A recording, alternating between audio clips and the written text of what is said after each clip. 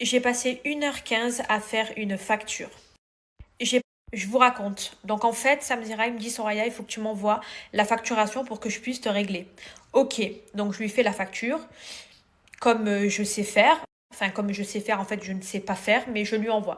Donc Sam, il comprend pas. Il me dit, Soraya, il manque des informations. Pourquoi tu mets la TVA? Pourquoi il n'y a pas ce genre de choses? Pourquoi? Enfin, il n'arrivait pas trop à comprendre la facture. Il me dit de la refaire. Donc je la refais avec les éléments manquants. Sauf que Sam, il comprend toujours pas. Il me dit, mais Soraya, il y a un problème avec ta facture. Pourquoi tu es sujette à la TVA alors que tu es micro-entreprise? Pourquoi? Enfin, il me pose plein de questions. J'ai dit la vérité, Sam, je ne saurais pas te répondre parce que franchement, c'est mon comptable qui gère et je ne sais pas. Donc, la facturée que j'ai fait ne correspond pas aux normes légales d'une facture. Pourquoi? Je vais sur Internet et je tape euh, quel, quelles sont les informations légales à mettre dans une facture. Donc légales et obligatoires en comptabilité et dans le commerce. Alors, vous savez quoi? Ma facture, c'était une grosse erreur. Donc le montant de la TVA hors taxe, le montant de la TVA TTC, la TVA elle-même, il y avait une erreur de calcul. La description, elle n'était pas faite. Il n'y avait pas le numéro NAF et APE que j'ai mis là. Il n'y avait pas le numéro RCS. Il n'y avait pas l'intitulé de la société SAS, SARL, etc.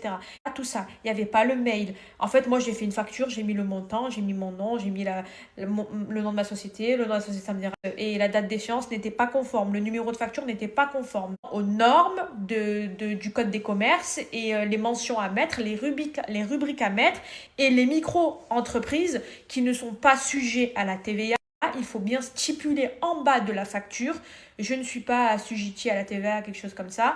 Mais comme moi, je dois mettre la TVA dans ma facture, je dois mettre en bas un intitulé qui dit je sais pas, un truc en lien avec le code de. En fait, ce qu'il faut que je fasse aujourd'hui, c'est que j'apprenne des choses sur des sociétés que j'ignore parce que je suis quand même sociétaire et que je connais pas. Et pourquoi t'as pas pris un comptable? Mais en fait, il faut pas se résumer du fait que tu délègues une tâche à un comptable qui doit le faire. Tu dois toi aussi savoir pour analyser l'erreur d'une facturation.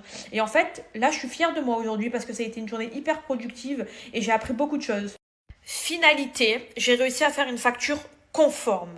Donc, j'ai mis la dénomination juridique qui est SARL, SAS, EI pour micro, en fonction de l'année, parce qu'en fait, la facturation, tu ne la factures pas n'importe comment. En fait, il faut mettre l'année, par exemple 2025, et le numéro de facture. De mention à mettre avec des articles en bas, tout ce qu'il fallait mettre.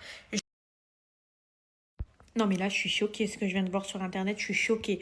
Et tellement que j'en suis obligée de faire une story. Moi je suis pas une pipelette, j'ouvre pas ma bouche quand il faut pas l'ouvrir.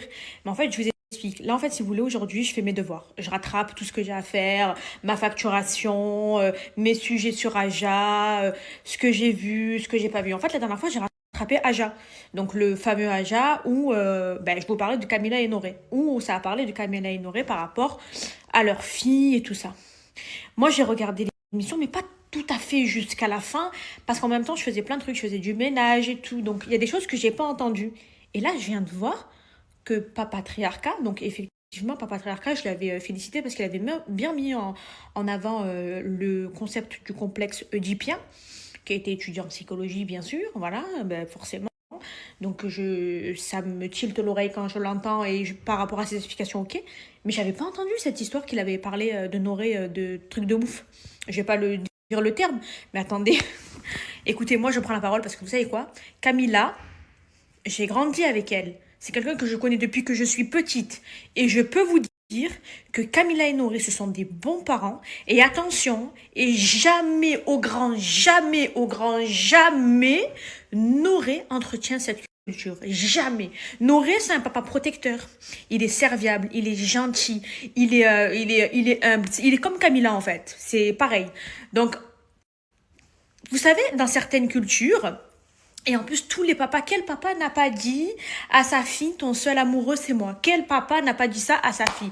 Les papas, tellement qu'ils aiment leur fille, ils veulent même pas des fois que leur fille ait un copain, un amour, etc.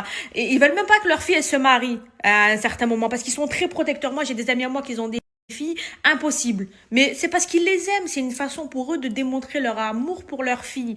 Ça veut pas dire qu'il entretient une culture de lit. Vous savez ce que je veux dire? Le lit, N-C-E-S-T-E.